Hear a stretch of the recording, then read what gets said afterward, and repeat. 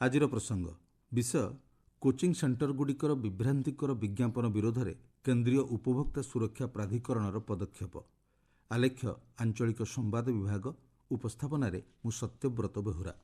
ବିଗତ କିଛି ବର୍ଷ ମଧ୍ୟରେ ଦେଶରେ ବୃଦ୍ଧି ପାଉଥିବା କୋଚିଂ ସେଣ୍ଟରଗୁଡ଼ିକର ବିଭ୍ରାନ୍ତିକର ବିଜ୍ଞାପନ ଛାତ୍ରଛାତ୍ରୀ ଏବଂ ଅଭିଭାବକଙ୍କୁ ଦିଗଭ୍ରଷ୍ଟ କରୁଛି। ୟୁପିଏସ୍ସି, ଜେଇଇ ଏବଂ ନିଟ୍ ଭଳି ପ୍ରତିଯୋଗିତାମୂଳକ ପରୀକ୍ଷାରେ ନିଶ୍ଚିତ ସଫଳତାର ପ୍ରତିଶ୍ରୁତି ଦେଇ ପ୍ରକାଶ ପାଉଥିବା ବିଜ୍ଞାପନ ଛାତ୍ରଛାତ୍ରୀ ଏବଂ ଅଭିଭାବକଙ୍କ ମଧ୍ୟରେ ବିଭ୍ରାନ୍ତି ସୃଷ୍ଟି କରିଛି। ଏହି ପ୍ରସଙ୍ଗର ଗମ୍ଭୀରତାକୁ ଅନୁଭବ କରି କେନ୍ଦ୍ରୀୟ ଉପଭୋକ୍ତା ସୁରକ୍ଷା ପ୍ରାଧିକରଣ କଠୋର ପଦକ୍ଷେପ ଗ୍ରହଣ କରିଛନ୍ତି।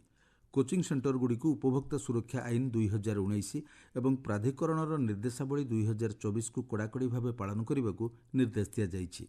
କୋଚିଂ ସେଣ୍ଟର ପାଇଁ 2024 ନଭେମ୍ବର 13 ତାରିଖରେ ପ୍ରାଧିକରଣ ପକ୍ଷରୁ ବିଜ୍ଞାପନ ସଂକ୍ରାନ୍ତ ଏକ ନିର୍ଦ୍ଦେଶାବଳୀ ଜାରି କରାଯାଇଛି।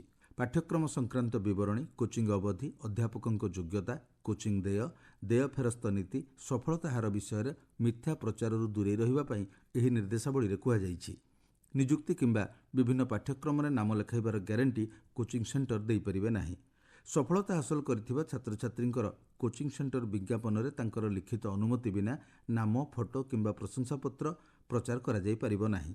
ନାମ ଲେଖା ପାଇଁ ଛାତ୍ରଛାତ୍ରୀ କିମ୍ବା ଅଭିଭାବକଙ୍କ ଉପରେ ଚାପ ପକାଇବା ଏବଂ ମିଥ୍ୟା ତତ୍ପରତା ସୃଷ୍ଟି କରିବାକୁ କୋଚିଂ ସେଣ୍ଟରଗୁଡ଼ିକୁ ବାରଣ କରାଯାଇଛି। କୋଚିଂ ସେଣ୍ଟରଗୁଡ଼ିକ ସେମାନଙ୍କର ପାଠ୍ୟକ୍ରମ, ଅବଧି, ଅଧ୍ୟାପକ ଏବଂ ଅନ୍ୟାନ୍ୟ ଆନୁଷଙ୍ଗିକ ବ୍ୟବସ୍ଥା ନେଇ ସଠିକ୍ ତଥ୍ୟ ଉପସ୍ଥାପନ କରିବାକୁ ବାଧ୍ୟ। ପାଠ୍ୟକ୍ରମର ପ୍ରକାର ଓ ଦେୟ ସମ୍ପର୍କରେ ମଧ୍ୟ ସ୍ପଷ୍ଟ ଉଲ୍ଲେଖ ରହିବା ଉଚିତ।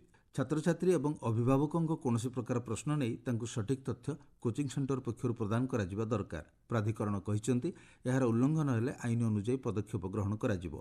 ଉପଭୋକ୍ତା ସୁରକ୍ଷା ଆଇନ 2019ର ବିଭିନ୍ନ ଧାରାକୁ କୋଚିଂ ସେଣ୍ଟରଗୁଡ଼ିକର ବିଜ୍ଞାପନ ଉଲ୍ଲଂଘନ କରୁଛି ବୋଲି ଜଣାପଡ଼ିଲେ ସେମାନଙ୍କ ବିରୁଦ୍ଧରେ ଆବଶ୍ୟକ ପଦକ୍ଷେପ ଗ୍ରହଣ କରାଯିବ ବୋଲି ପ୍ରାଧିକରଣ ସ୍ପଷ୍ଟ କରିଛନ୍ତି। ଛାତ୍ରଛାତ୍ରୀ ଏବଂ ଅଭିଭାବକଙ୍କୁ ଅନ୍ୟାୟ ମାର୍ଗରେ କୋଚିଂ ସେଣ୍ଟରଗୁଡ଼ିକ ଚୁକ୍ତିପତ୍ରରେ ସ୍ୱାକ୍ଷର କରିବାକୁ ବାଧ୍ୟ କରିବେ ନାହିଁ। ଉପଭୋକ୍ତାଙ୍କ ଅଧିକାରର ସୁରକ୍ଷା ଏବଂ କୋଚିଂ କ୍ଷେତ୍ରରେ ସ୍ୱଚ୍ଛତାକୁ ସୁନିଶ୍ଚିତ କରିବା ଲକ୍ଷ୍ୟ ନେଇ ପ୍ରାଧିକରଣ ପକ୍ଷରୁ ଏଭଳି ପଦକ୍ଷେପ ଗ୍ରହଣ କରାଯାଇଛି। ଗତ 3 ବର୍ଷ ମଧ୍ୟରେ ବିଭ୍ରାନ୍ତିକର ବିଜ୍ଞାପନ, ଅନ୍ୟାନ୍ୟ ବାଣିଜ୍ୟ ଅଭ୍ୟାସ ଏବଂ ଉପଭୋକ୍ତାଙ୍କ ଅଧିକାର ଉଲ୍ଲଂଘନ ନେଇ ପ୍ରାଧିକରଣ ପକ୍ଷରୁ 24ଟି କୋଚିଂ ସେଣ୍ଟରକୁ ଇତିମଧ୍ୟରେ 49ଟି ନୋଟିସ୍ ଜାରି କରାଯାଇଛି। ଏ ବାବଦରେ ବିଭିନ୍ନ କୋଚିଂ ସେଣ୍ଟରଠାରୁ 77,60,000 ଟଙ୍କା ଜରିମାନା ବାବଦରେ ଆଦାୟ କରାଯାଇଛି। ସୂଚନାଯୋଗ୍ୟ, ୟୁପିଏସ୍ସି 2022 ପରୀକ୍ଷାରେ ସଫଳତା ହାସଲ କରିଥିବା ଛାତ୍ରଛାତ୍ରୀଙ୍କ ସମ୍ପର୍କରେ ମିଥ୍ୟା ବିଜ୍ଞାପନ ପ୍ରଚାର କରିଥିବାରୁ 2ଟି ଅନୁଷ୍ଠାନ ବିରୋଧରେ ପ୍ରାଧିକରଣ ପକ୍ଷରୁ ପଦକ୍ଷେପ ଗ୍ରହଣ କରାଯାଇଛି। ସେମାନଙ୍କଠାରୁ ମୋଟ 10 ଲକ୍ଷ ଟଙ୍କାର ଜରିମାନା ଆଦାୟ ହୋଇଛି।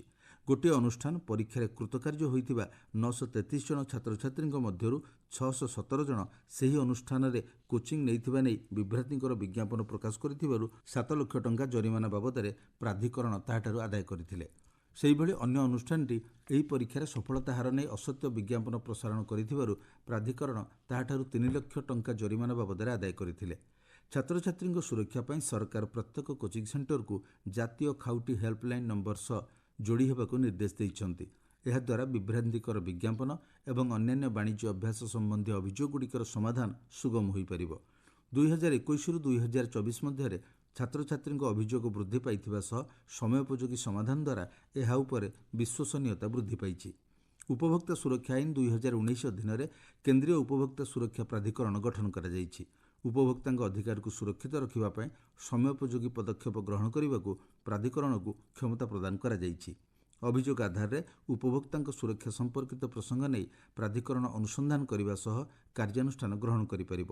ଉପଭୋକ୍ତାଙ୍କ ପକ୍ଷରୁ ଜିଲ୍ଲା, ରାଜ୍ୟ ତଥା ଜାତୀୟ ଉପଭୋକ୍ତା ଆୟୋଗଙ୍କ ନିକଟରେ ପ୍ରାଧିକରଣ ଅଭିଯୋଗପତ୍ର ମଧ୍ୟ ଦାଖଲ କରିପାରିବେ।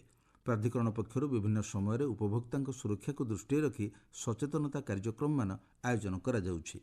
କେନ୍ଦ୍ରୀୟ ଉପଭୋକ୍ତା ସୁରକ୍ଷା ପ୍ରାଧିକରଣର ଏଭଳି ସକ୍ରିୟ ପଦକ୍ଷେପ କୋଚିଂ ସେଣ୍ଟର କ୍ଷେତ୍ରରେ ସ୍ୱଚ୍ଛତା ଏବଂ ଉତ୍ତରଦାୟିତ୍ୱ ସୁନିଶ୍ଚିତ କରିବା ଲକ୍ଷ୍ୟ ନେଇ ପ୍ରତିବଦ୍ଧତାକୁ ସୂଚିତ କରୁଛି।